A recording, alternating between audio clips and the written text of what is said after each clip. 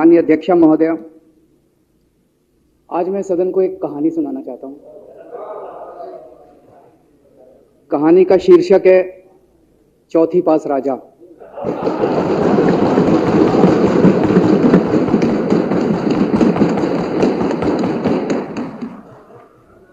आपने बचपन में राजा रानी की बहुत कहानियां सुनी होंगी। मेरी कहानी में रानी नहीं है,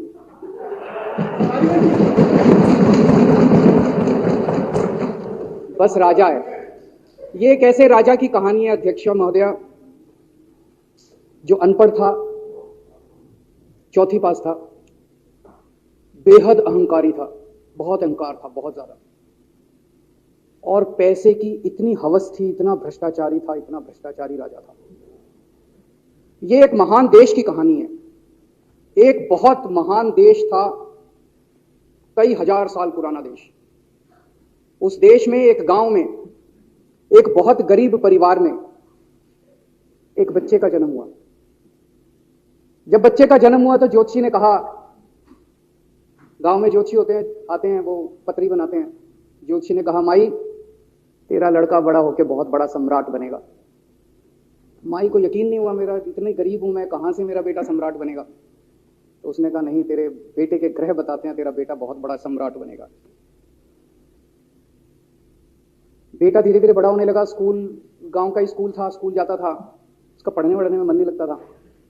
तो चौथी के बाद उसने किसी तरह से चौथी करी। चौथी के बाद उसने स्कूल छोड़ दिया। गांव के पास एक रेलवे स्टेशन था।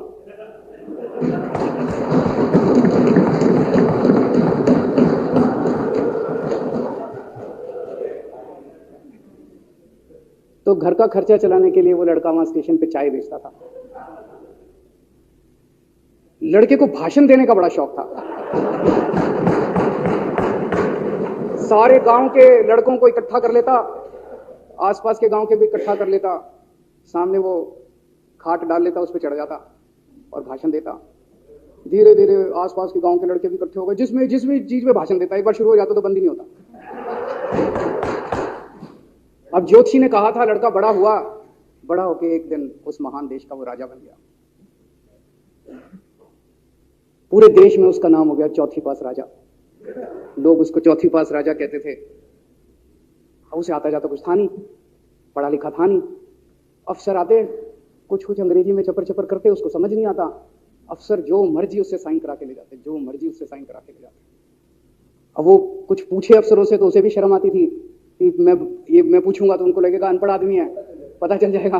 तो उसके भी दिल में ये रहता था, यार मैं पूछूं ना पूछूं। पता नहीं किस किस चीज पे उसने चौथी पास राजा ने साइन कर दिए। फिर धीरे धीरे राजा को ये बुरा लगने लगा, यार ये मेरे को चौथी पास कहते हैं। तो उसने एक फर्जी डिग्री बनवा ली।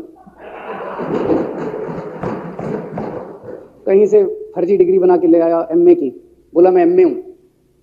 तो लोगों को लगा, यार ये तो ठीक नहीं है, ये तो फर्जी डिग्री हम बना के ले आया हमारा राजा। तो लोगों ने आरटीआई डाली। जो आरटीआई डालता उस पर 25,000 रुपए जुर्माना।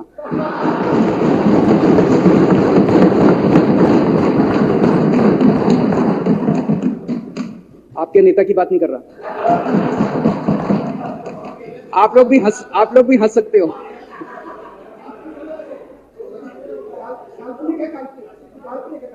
तो जो आरटीआई डाले उसको 25,000 रुपए का जुर्माना, जो आरटीआई डाले उसको 25,000 रुपए का जुर्माना।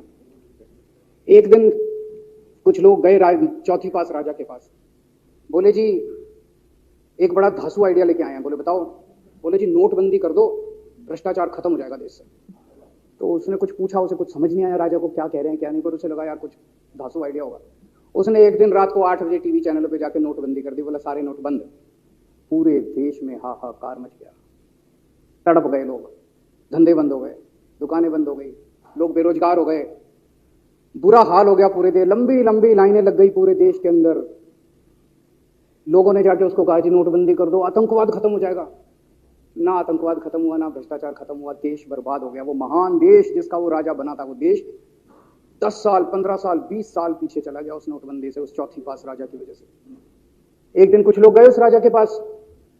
बोले जी खेती खूब बड़ी हो जाएगी, ये किसानों के कानून पास कर दो। अब उसको कुछ अकल नहीं थी राजा को, अनपढ़ राजा था। उसने साइन कर दिए। 3 काले कानून पास हो गए किसानों के।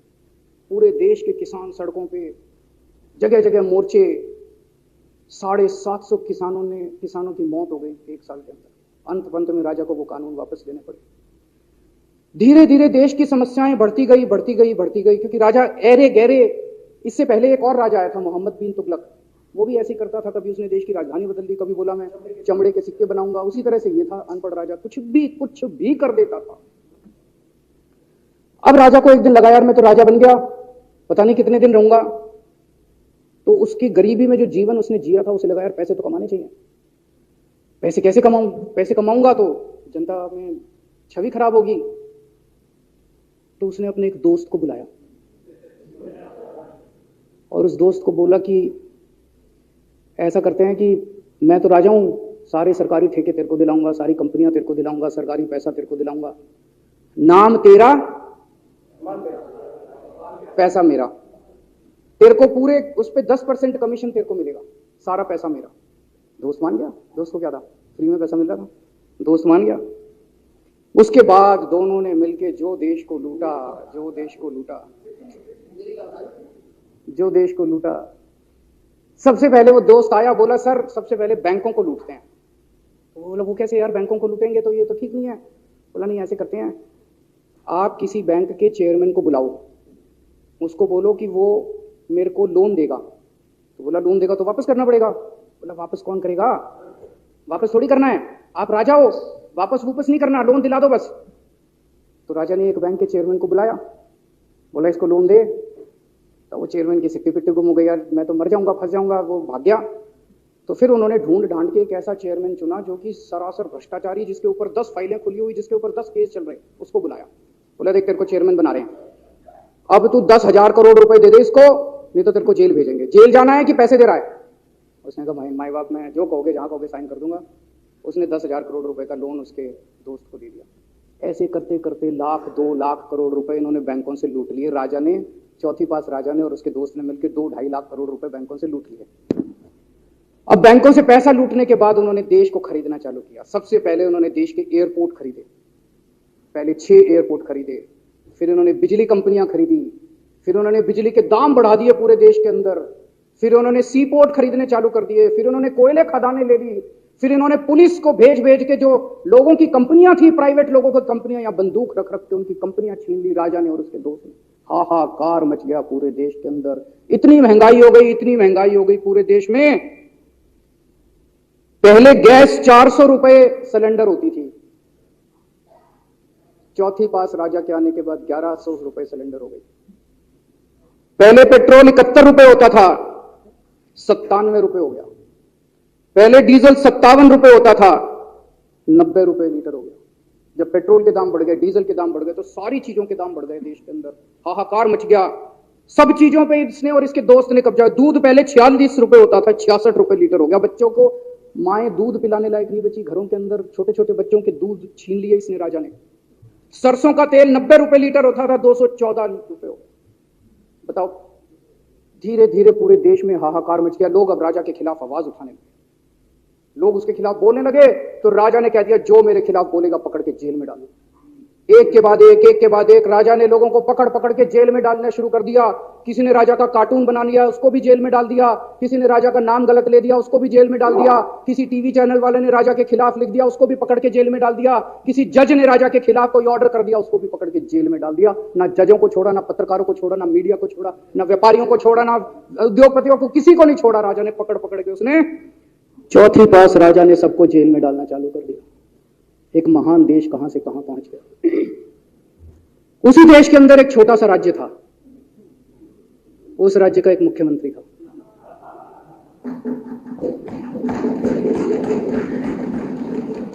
उनके चेहरे पे भी स्माइल आ गई, उनके चेहरे पे भी उम्मीद की किरण छा गई। वो मुख्यमंत्री अपने लोगों का खूब ख्याल रखता था। वो मुख्यमंत्री कट्टर ईमानदार था। वो मुख्यमंत्री कट्टर देशभक्त था। वो मुख्यमंत्री पढ़ा लिखा था।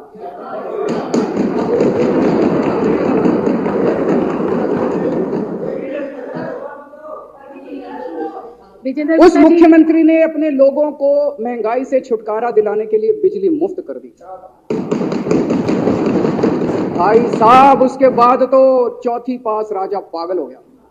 उसने बुला के जो हड़काया उस मुख्यमंत्री को कि तेरी हिम्मत कैसे हुई। उसे लगा, राजा ने तो सारी बिजली कंपनियों पर कब्जा कर रखा था, उसे लगा अगर ये बिजली मुफ्त करने लग गया तो बाकी देश में तो मेरा बेड़ा गर्क, मेरी बिजली कंपनियां लुट जाएंगी, ऐसे कैसे चलेगा। उसने उसको कहा खबरदार तुझे बिजली मुफ्त के। मुख्यमंत्री नहीं माना। धीरे धीरे उस मुख्यमंत्री ने अपने गरीबों के स्कूल ठीक करने चालू कर दिए। तो राजा ने उसको बुला के और हड़काया। राजा बोला ये क्या कर रहा है तू, स्कूलों के अपने बच्चों को पढ़ाता है, तू स्कूल खोल रहा है, ये बंद कर, ये सब, ये नहीं चलेगा इस देश में। वो नहीं माना मुख्यमंत्री।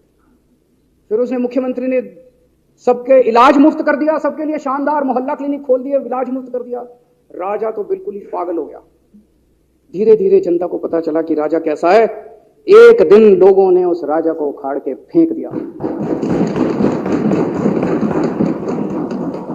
और लोगों ने एक किसी ईमानदार और देशभक्त आदमी को वहां बिठा दिया और उनकी सरकार आ गई। और उसके बाद देश से महंगाई खत्म हुई और देश रात दूनी चौगुनी तरक्की करने लगा। तो जैसे हम बचपन में सुना करते थे moral of the story, Hindi में क्या कहते हैं? मॉरल ऑफ द स्टोरी का मतलब भाई इस कहानी में क्या प्रेरणा मिलती है। इस कहानी से, इस कहानी से यह प्रेरणा मिलती है कि अगर आपके देश में महंगाई है, आपके देश में समस्याएं हैं, आपके देश में सब कुछ गड़बड़ चल रहा है, तो सबसे पहले जांच परख के देखो आपका राजा अनपढ़ तो नहीं है। अगर आपके देश में सब गड़बड़ चल रहा है, बेरोजगारी है, बहुत सारी समस्याएं हैं, जरा देखो राजा, आपके राजा को कोई दोस्त तो नहीं है। अगर है तो सबसे पहले अपने राजा को उखाड़ के फेंको, नहीं तो आपकी समस्याओं का कोई समाधान नहीं होगा। आपकी समस्याओं का कोई समाधान नहीं होगा। वो पढ़ा करते थे अंधेर नगरी चौपट राजा, सवा शेर बाजी सवा शेर खाजा। बहुत बहुत शुक्रिया।